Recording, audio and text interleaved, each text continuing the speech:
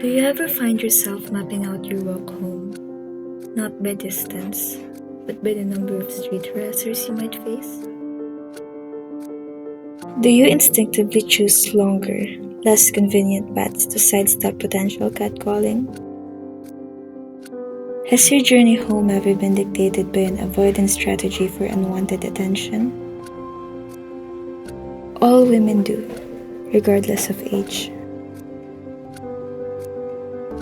Sometimes I wonder, if a woman catcalls a man, is it still considered a compliment?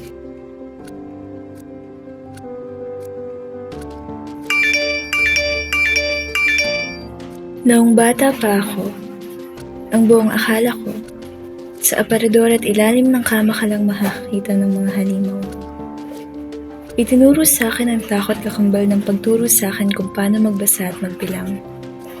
Magbilang kung ilang kilometro na akong may kasabay, kung ilang liko na akong may parehong kasama. Tandaan ang lahat ng detalye at mukha ng mga taong hindi ko kilala. Ang kaso nga lang, hindi lang pala sila sa labas naggagala.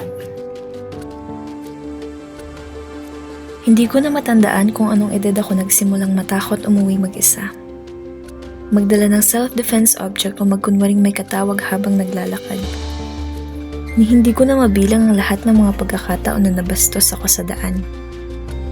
Kahit pa, naka-uniforme ng paaralan.